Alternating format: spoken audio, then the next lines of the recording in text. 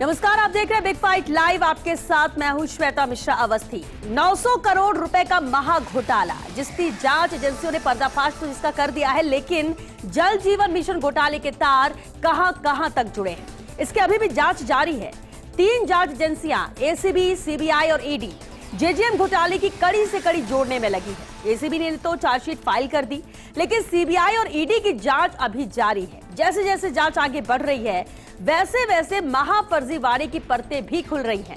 फर्जी अनुभव प्रमाण पत्र, फर्जी कंपनियां और फर्जी कागजात। 900 करोड़ का घोटाला करने के लिए क्या क्या फर्जीवाड़ा नहीं किया गया, इसका आपको अंदाजा भी नहीं होगा।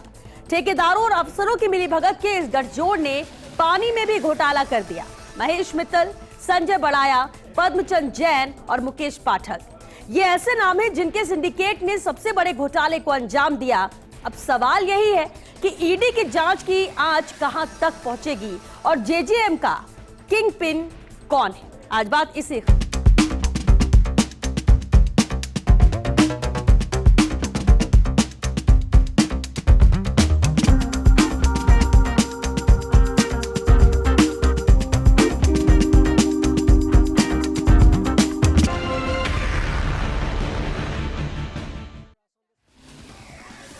और चलिए इस खास मुद्दे पर चर्चा के लिए खास मेहमान हमारे साथ जुड़ चुके हैं। सबसे पहले उनसे रूबरू करा देते हैं आपको। हमारे साथ कृष्ण कुमार जी हैं, बीजेपी प्रवक्ता है। बहुत स्वागत है कृष्ण कुमार जी आपका। हमारे साथ चर्चा में राजेंद्र मेघवाल जी, कांग्रेस प्रवक्ता है। राजेंद्र जी आपका भी बहुत स्वागत है। एकलव्य सिंह जी भी चर्चा में शामिल हुए, राजनीतिक विश्लेषक है। बहुत स्वागत है एकलव्य जी आपका। और साथ ही हमारे साथ एसोसिएट एडिटर नरेश शर्मा जी है। नरेश जी आपका बहुत स्वागत है। जेजेएम का जिस तरह से महाघोटाला हुआ, एक बड़ा घोटाला है, बड़ा मुद्दा है, लगातार जांच आगे बढ़ रही है। और शुरुआत इस चर्चा के राजेंद्र जी आपसे ही करते हैं, क्योंकि ये जब घोटाला हुआ उस वक्त आपकी ही सरकार थी और घोटाले को लेकर जिस तरह से बड़े घोटाले की बात तो की जा रही है और ये पिछले साल ये मामला सामने आता है, एसीबी की कार्रवाई से शुरुआत होती है। आप क्या इस कार्रवाई से संतुष्ट हैं, जिस तरह से इस बड़े घोटाले की परतें खुल रही हैं, परत दर परत आगे ये जांच बढ़ रही है और चेहरे बेनकाब हो रहे हैं? देखिए श्वेता जी, जहाँ तक जेजेएम की बात है तो इस जेजेएम के पूरे मामले की जांच एसीबी ने जब इस मामले को पकड़ा, और आपको पता है अलवर के अंदर जब इसकी पहली एफआईआर दर्ज हुई उसमें तमाम अधिकारी और कॉन्ट्रैक्टर्स के नाम है। अब मुझे पता नहीं आप कौन सी चार्जशीट की बात करते हो, क्या ईडी ने चार्जशीट सबमिट की है या एसीबी ने की है? एसीबी। अगर ईडी ने की है ना, तो हाँ, तो मैं अब ये पूछना चाहता हूं कि चूंकि एसीबी ने सबसे पहले मामला लिया था तो उसमें उन तमाम लोगों के नाम थे जिनको मेरे ख्याल से उस बात को साल भर से ऊपर हो गया है। आपको पता है कि अगर सरकारी अधिकारियों के खिलाफ अगर प्रोसिक्यूशन अगर गवर्नमेंट सैंक्शन नहीं करती है तो उसके बाद में कोई उसका इतना वो रहता नहीं है, क्योंकि अभी तक एसीबी की चार्जशीट सामने आई नहीं है। क्या जांच हुई क्या नहीं हुई पता नहीं। लेकिन दुर्भाग्यपूर्ण बात यह है श्वेता जी, ठीक है ईडी अपनी जांच करे, सीबीआई अपनी जांच करे, एसीबी अपनी जांच करे, और वो तमाम जो जिन्होंने गलत काम किया, क्योंकि सबसे पहले जैसे हमारी सरकार की जीरो टॉलरेंस की नीति थी तो हमने एसीबी को फ्री हैंड दिया हुआ था और एसीबी ने ही उन तमाम घोटालेबाजों को पकड़ा। एसीबी ने की थी, सुनिए एसीबी ने की। और उसके बाद में मैं जो बताना चाहता हूं, इस प्रदेश का बहुत बड़ा दुर्भाग्य है कि झूठ बोल के जो सत्ता में आए लोग वो आज जो पीएचईडी है उसका निजीकरण करने जा रहे हैं। पीएचईडी के जो तमाम कर्मचारी हैं या टेक्नीशियन है वो काफी दिन तक हड़ताल में भी रहे और उन्होंने यहां तक कहा कि ये निजीकरण होने से उपभोक्ताओं के बिल 10 गुना से ज्यादा बढ़ जाएंगे। तो ये सरकार एक तरफ तो मतलब पानी की बात करती है, पानी को लेकर बड़ी बड़ी बातें करती है, ईआरसीपी को लेकर ये सत्ता में आए झूठ बोला कि हम राष्ट्रीय परियोजना दे देंगे, बजट में 1 रुपया मिला नहीं। उसके बाद अगर ये इस तरह की, ठीक है जांच होती है और जांच का काम जांच करने वालों को करने दीजिए, लेकिन जो देश प्रदेश के सामने जो मुश्किलें है ना वो पीएचईडी को लेकर है, वो जो सीमावर्ती और जो हमारे मरुस्थलीय जो इलाके हैं, आज ये मुश्किल बनी क्यों, ऐसी स्थिति बनी क्यों?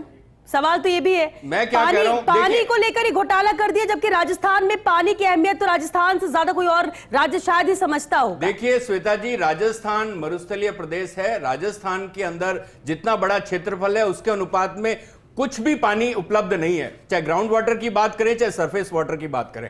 आज इस सरकार के पास में कोई योजना नहीं है। आज बाढ़ की स्थिति बन रखी है और राजधानी का हालत आपने दे रखा, पूरा प्रदेश एक तरीके से डूब रहा है और कहीं पे भी आपदा प्रबंधन मंत्री कहीं नजर नहीं आते हैं, तो सरकार का कोई विजन है नहीं।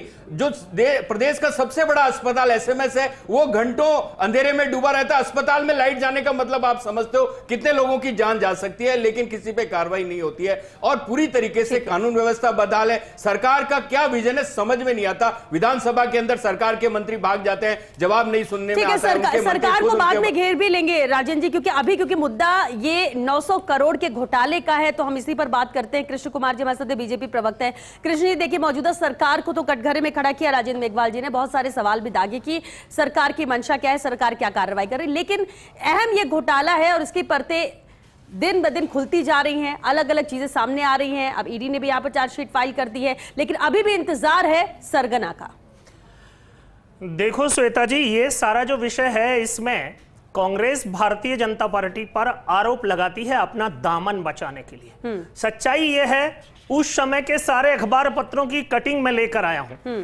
जल जीवन मिशन राजस्थान सबसे कम गति से काम करने वाले राज्यों में से एक। 19/9/2021 राष्ट्रदूत लिखता है, इसी प्रकार न कार्य योजना बनी, न जन सहभागिता का खाता खुला और काम शुरू कर दिया। 28/10/2021 की राजस्थान पत्रिका की कटिंग में लेकर आया हूं। उस समय कांग्रेस अगर अच्छा काम कर रही थी, पारदर्शी कर रही थी, तो अधिकारी बोले 25 कनेक्शन जारी किए, मौके पर एक भी नहीं। 27/11/2021 पत्रिका जयपुर में लेकर आया हूं। हर घर नल पहुंचाने में राजस्थान 28वें नंबर पर। 2.5 साल में 2% गांव में ही कनेक्शन। 13/3/2022 की कटिंग में लेकर आया हूं। कुल मिलाकर कांग्रेस अपना दामन बचाने के लिए आरोप चाहे भजनलाल जी की सरकार पर लगाती रहे, लेकिन जो हमारी जांच एजेंसियों की संवैधानिक बाध्यताएं हैं और कानूनी प्रक्रिया है, और विगत सरकार के अधिकारियों के साथ, ठेकेदारों के साथ और वृद्ध हस्त नेताओं के साथ जो गठजोड़ काम कर रहा था, उसको बेनकाब करने के लिए जो समय लग रहा है, उसको तो आप अन्यथा लेंगे नहीं, पर उनमें से किसी को बख्शा नहीं जाएगा। ये जांच की प्रक्रिया से संकेत आ रहे हैं। ठीक है, देखिए श्वेता जी, मैं डबल इंजन की सरकार है, बहुत घमंड हो रहा है इन लोगों को कि डबल इंजन की सरकार है। मैं ये पूछना चाहता हूं कि ये केंद्र की परियोजना है ना, आप बता दीजिए केंद्र का कितना हिस्सा है इसमें, बता दीजिए कृष्ण कुमार जी। 3000 करोड़ रुपया मैं आपसे जो पूछ रहा हूं उसका जवाब दो ना। 400 करोड़ खर्च मेरा सवाल का जवाब दीजिए। इसमें केंद्र का हिस्सा कितना है? केंद्र का 45% हिस्सा है। केंद्र की योजना है और केंद्र का हिस्सा राजस्थान से कम है। अब मैं बताना चाहता हूं, राजस्थान मरुस्थलीय प्रदेश है। राजस्थान को अगर आप इस तरीके की ग्रामीण क्षेत्र की पेयजल योजना लागू करना चाहते हैं, तो आपको राजस्थान को अतिरिक्त सहायता देनी पड़ेगी। पूर्ववर्ती जो कांग्रेस सरकारें थी उसके अंदर 90-10-70-30 तक के अनुपात दिए गए। सुनिए, नहीं ऐसा नहीं होता ना। तो देखिए ना, हम तो घोटाले में बात कर रहे हैं। मैं क्या कह रहा हूं आपको, बात घोटाले की है। ये अगर बात करते हैं, ये बात करते हैं साहब, केंद्र सरकार है तो केंद्र सरकार से अनुदान दिलवाओ ना प्रदेश को। आपके डबल इंजन की सरकार है, आप रुपया लेके तो आओ। आप राष्ट्रीय परियोजना नहीं ले पाए, पानी आएगा कहां से? आप योजना कैसे बनाएंगे बताइए। इसके बारे में सवाल लूं, लेकिन उससे पहले नरेश जी, क्योंकि ये विभाग आप देख भी रहे थे लगातार पिछले पूर्ववर्ती सरकार के अगर कार्यकाल की बात करो, इसलिए करीब से इसे देखा है कैसे ये एक बड़ी योजना थी और कैसे ये बड़ा घोटाला यहां पर हुआ। अब लाख बातें और भी कही जा रही हो, डाइवर्ट बहुत सारी चीजें, अगर हम मुद्दे पे बात करेंगे तो फिर अलग अलग एंगल निकलेगा। लेकिन इस घोटाले को लेकर जिस तरह से कार्रवाई आगे बढ़ रही है, सवाल एक ही है कि कौन है सरगना। क्या ये जो 4 नाम सामने आए जिनके आरोप तय कर दिए गए हैं, इन पर कार्रवाई होगी, आगे सजा भी होगी, लेकिन क्या यही फुल स्टॉप लग जाएगा इस घोटाले पर? श्वेता, जितने भी घोटाले होते हैं, अगर सरकारी विभाग में घोटाले होते हैं तो क्या सिर्फ एक व्यक्ति घोटाला कर सकता है? क्या एक ठेकेदार घोटाला कर सकता है? आपने अभी जो चार्जशीट में 4 लोगों के नाम लिखे हैं, इन चारों में से कोई सरकारी नहीं है।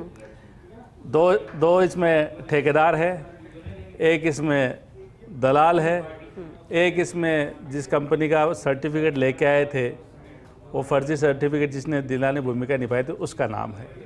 इतना बड़ा घोटाला बिना अधिकारियों की मिलीभगत से तो नहीं हो सकता। उन्होंने कहीं तो फाइल चलाई होगी, किसी के कहने से तो चलाई होगी। जो अधिकारियों के घर एमबी मेजरमेंट बुक मिलनी चाहिए वो इन ठेकेदारों के घरों में मिल रही थी, इनके ऑफिसों में मिल रही थी। तो इतना बड़ा घोटाला हुआ और इसे आपने देखा अभी तक कोई अफसर नहीं पकड़ में आया है। क्यों नहीं पकड़ में आया? इसका मतलब ये है कि अभी जांच होना बाकी है, क्योंकि 3 एजेंसियां जांच कर रही है। एसीबी ने शुरुआत की थी, उसके बाद ईडी ने कई जगह छापे डाले थे, उसके बाद सीबीआई की एंट्री हुई है। अब ईडी ने जितने भी छापे जयपुर में डाले थे या जयपुर के बाहर कुछ ठेकेदारों के डाले थे, उनमें से सिर्फ अभी 3 जो है वो पकड़ में है। एक तो पूछताछ में नाम आया है, जो चौथा नाम आप बता रहे हैं। यहाँ पे जो पुराने जो रिटायर्ड अफसर हैं उनके और भी उनके आकाओं के नाम आ रहे हैं। अब संजय बढ़ाया कौन है? संजय बढ़ाया किसके कहने से ये तमाम चीज़ें जो है वो करता था?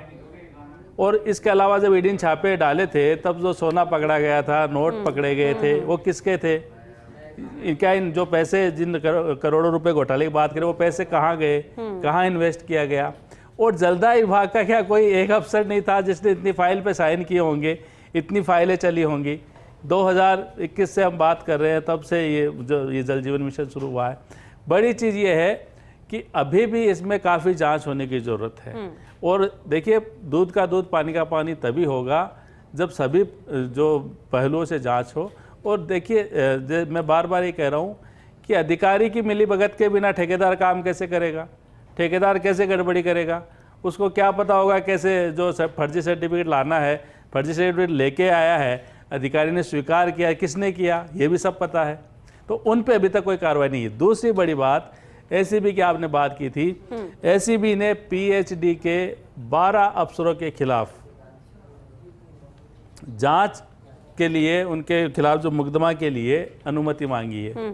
इतना समय हो गया, आज तक अनुमति नहीं दी गई है। तो जब तक इस तरह की बातें रहेगी तब तक जो आप अभी जो 4 नाम बता रहे हैं, ये हो सकता है अगली बार जब आप इस तरह की डिबेट कराओ उसमें 40 नाम आए। तो गड़बड़ तो हुई है। बड़ी चीज़ ये है कि इस गड़बड़ की जड़ तक पहुंची जाए, क्योंकि ये सीधा सीधा जनता से जुड़ा मामला था। इसमें कोई कांग्रेस भाजपा, लेकिन क्या जांच उसी रफ्तार से चल रही है ये माना जाए? क्योंकि अगर ये 4 अहम नाम है, बिल्कुल ठीक है आपने, इसमें से कोई भी सरकारी अफसर या अधिकारी है नहीं। अब सपोर्ट मिला, साथ मिला, इनसे पूछताछ हुई होगी, सबूत हाथ में, तभी तो ये आरोप सिद्ध हुआ है इन पर। ऐसे में फिर उन नामों को लेकर खुलासा किया नहीं जा रहा है या अभी भी और सबूत इकट्ठे कर रहे हैं, शायद इसलिए वक्त लग रहा है? हो सकता है अभी मछलियां पकड़ी गई हो, हाँ।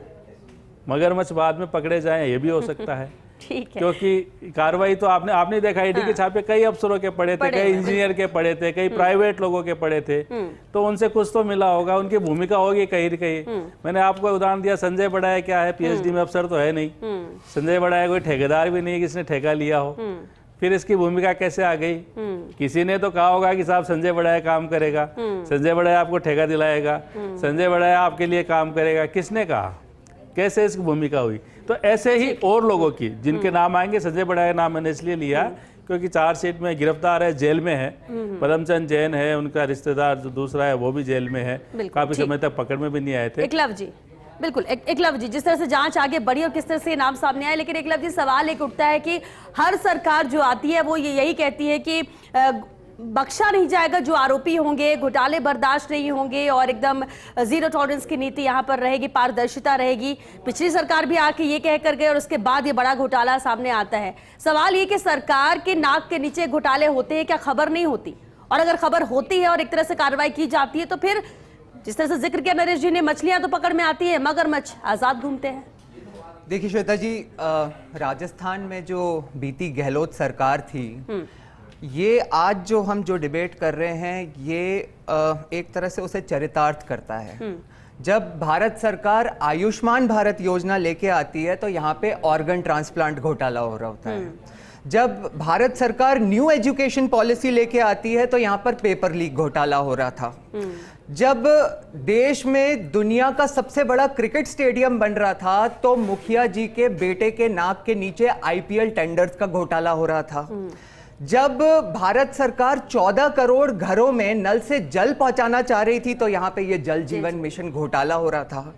लेकिन जैसा कि नरेश जी ने बताया, मैं समझता हूँ कि इसका सबसे बड़ा एस्पेक्ट यही है कि जो जिन्हें आप कह सकते हैं कि बड़ी मछली और उनसे ऊपर भी जो मगरमच्छ होते हैं, इन सारे स्कैम्स में यही कॉमन है कि कहीं भी कोई मगरमच्छ या जो बड़ी मछली जिनके बारे में क्लेम करा जा रहा था, वो आज तक कानून के जो जिसे कहते हैं हाथों तक, कानून के हाथ उन तक नहीं पहुंचे हैं।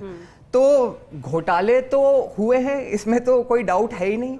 और घोटाले तो होते रहते हैं। आजाद भारत का जो सबसे बड़ा घोटाला है, जिसके विरुद्ध आज सरकार एक बिल लेकर आई है, वक्फ बोर्ड, उसके विरुद्ध भी आज ये तो उनके साथ ही खड़े हैं। तो ये घोटाले तो होते रहेंगे, लेकिन जनता को, भाजपा को भी समझना होगा कि भाजपा जनता को सिर्फ घोटालों को उजागर करके और उसमें एक मियर लॉन्ग इन्वेस्टिगेशन करके लॉलीपॉप नहीं दे सकती। आपको अल्टीमेटली, जैसा कि नरेश जी ने कहा, आपको उसकी जड़ तक पहुंच के और जो सो कॉल्ड बड़े मगरमच्छ या बड़ी मछली हैं उनको सलाखों के पीछे डालना होगा, तभी जनता समझेगी कि परिणाम मिला है। राजेंद्र जी, देखिए, हमारे राजनीतिक विश्लेषक जी ने पूरी भूमिका बनाई और इनके पास में जब भी हम डिबेट करते हैं, और मेरा ऐतराज रहता है हमेशा से कि ये राजनीतिक बात कम करके और ये भाजपा के पक्ष में बोलने का काम करते हैं। तो मेरी गुजारिश है कि भाई आप अगर भाजपा के पक्ष में बोलो तो कम से कम ये राजनीतिक विश्लेषक का टैग हटा लीजिए। आप भाजपा के हैं, भाजपा के रहिए। सुनिए, इसलिए देखिए, एक मिनट, मैं बोला नहीं, मैं आपको बहुत विनम्रता से कह रहा हूं, कृपा करके पूरी देश देख रहा है, दुनिया देख रही है आपका जो भी आप बोलते हैं।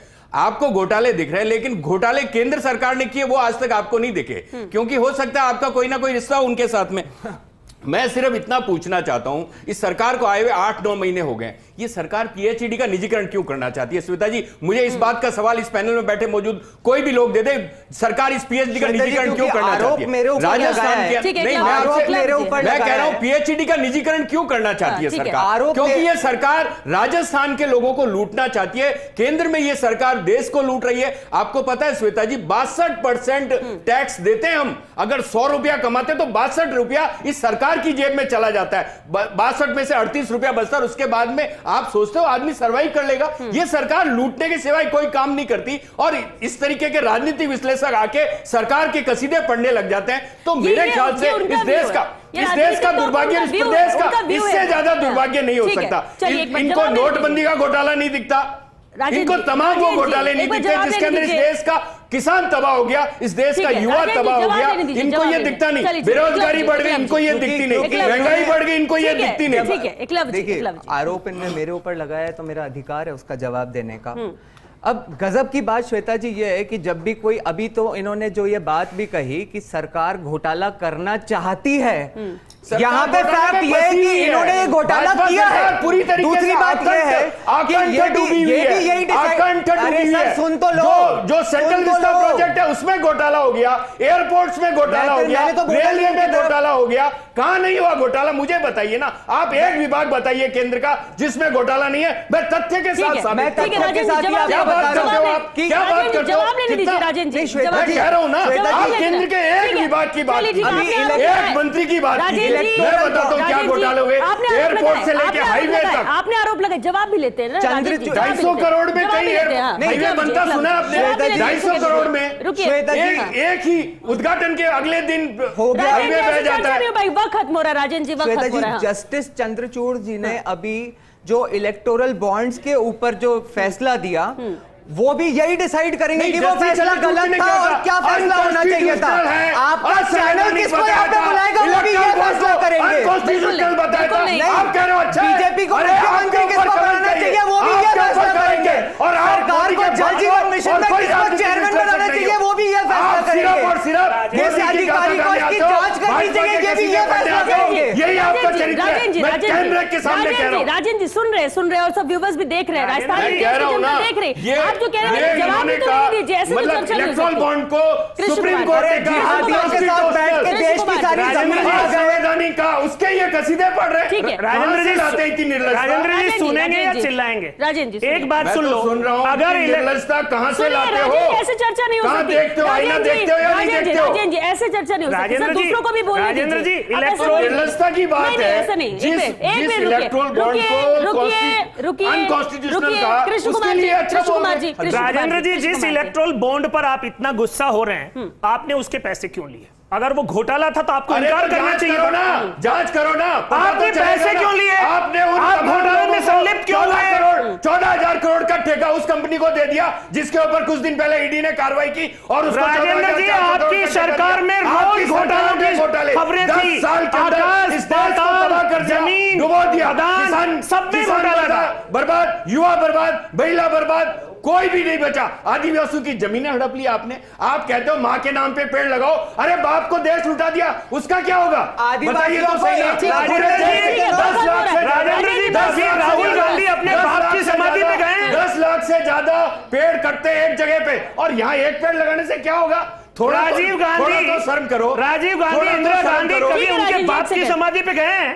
जिस बाप की आपको इतनी चिंता है, कांग्रेस अपने बाप की कितनी चिंता कर पा रही? भाजपा का बाप कौन है ये पता करो पहले। अरे ये एक मिनट उसके बाद करो। एक मिनट रुके, मुद्दा क्या है? आप लोग आपको भारतीय जनता पार्टी ने 3000 करोड़ रुपए भेजा था, आपने 400 करोड़ रुपए 400 करोड़ खर्च किया, 900 करोड़ रुपए का घोटाला किया। ये पत्रिका बोल रही है, ये पत्रिका बोल रही है। अभी तक 1 साल से ज्यादा हो गया, एक भी अफसर पकड़ा तो बताओ। एक सेकंड नरेश जी, देखिए नरेश जी देखिए, क्योंकि डिरेल हो रही है डिबेट, आप टॉपिक से सब इधर उधर जा रहे हैं, जिसको जो मन हो रहा है वो बोल रहा है। चर्चा किस मुद्दे पर, उस पर बात नहीं करना चाहते। बिल्कुल देखिए श्वेता, मैंने शुरू में भी ये कहा था कि कांग्रेस भाजपा है, ये इस मुद्दे को अपने हिसाब से लेती है, क्योंकि इस जनता का मुद्दा है, ये सीधा सीधा लोगों को नल से जल पहुंचाने का मुद्दा है, उस पर बात होनी चाहिए।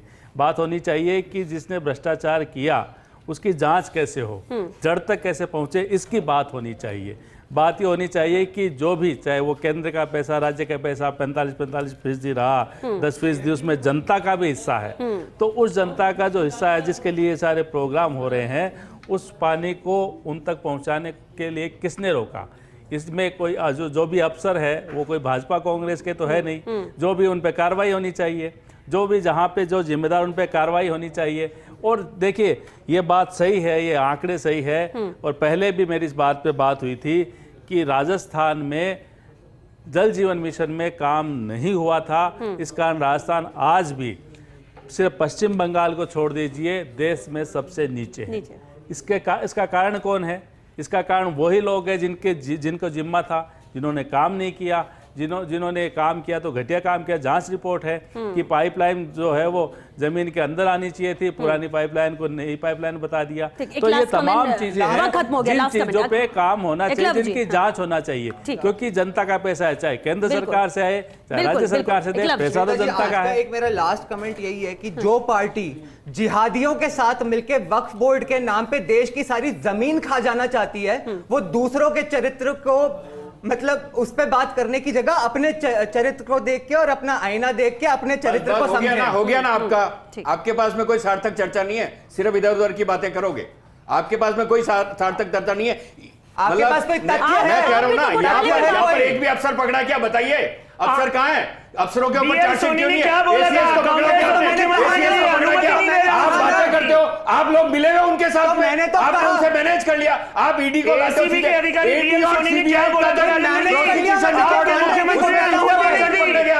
कुछ नहीं होने वाला। ये लोग घोटालेबाज है, इनका करैक्टर है घोटाला करना। आप ये कह रहे हैं कि अधिकारी नहीं पकड़ में आए, यानी कि इसमें सबसे ये तो मैनेज कर लिया ना इन्होंने, अधिकारियों के साथ मिली भगत है इनकी।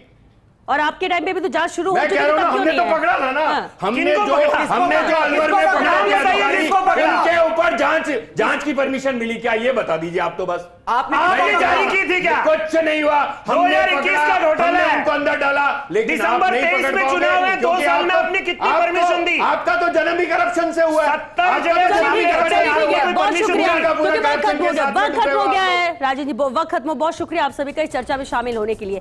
देखिए जेजेएम का जो घोटाला, महा घोटाला राजस्थान में हुआ, वो घोटाला हुआ है, कोई माने या ना माने, लगातार जांच आगे बढ़ रही है, अहम नाम सामने आए हैं, लेकिन वो ही यहाँ पर इसमें सम्मिलित नहीं है, बल्कि वो तो सिर्फ एक लिंक है, एक कड़ी है जो आगे इस घोटाले को बढ़ा रही थी, ताकि जो मुख्य चेहरे हैं वो सामने ना आए, वो पर्दे के पीछे रहकर ये सब कुछ करा रहे थे। बड़ी बात ये है कि बात तो आप करते हैं कि आम जन कमाता है फिर भी टैक्स भरता है, तो ये जो घोटाले होते हैं, जो बड़ी बड़ी योजनाएं के लिए केंद्र पैसा देती है या राज्य सरकार पैसा लगाती, पैसा आता कहां से? आम जनता की जेब का पैसा है, जिसे घोटालेबाज घोटाला कर कर अपनी जेब में डालते हैं। और इस महा घोटाले के लिए किसी को बख्शा नहीं जाएगा, ये राज्य सरकार कह रही है, लेकिन इंतजार जरूर है कि कब वो चेहरे बेनकाब होंगे, क्योंकि छोटी मछलियां को पकड़ लेने से, सिर्फ इतिश्री करने से कार्रवाई खत्म नहीं हो जाएगी, जांच बंद नहीं हो जाएगी। इंतजार राजस्थान की जनता कर रही है कि वो मगरमच्छ भी सामने आए, वो बड़े चेहरे भी सामने आए जो पर्दे के पीछे से घोटाले कर रहे थे और अभी बचने के रास्ते ढूंढ रहे हैं। लेकिन नजर हर किसी की इस जांच पर है और देखना होगा कि आगे कब पर्दाफाश होता है और कब वो बड़ा चेहरा है बेनकाब नकाब होता है जो इसमें सम्मिलित था। फिर भले लाख दावे किए जाए, एक दूसरे के ऊपर आरोप लगाए जाए, एक दूसरे के घोटाले को गिनाया जाए, लेकिन बात जेजेएम की हो रही है तो इस घोटाले का पर्दाफाश तो होना ही चाहिए और प्रदेश की जनता इंतजार भी इसी का कर रही है। चलिए इसके साथ बिग पार्ट लाइव में आज के लिए बस इतना ही। नमस्कार।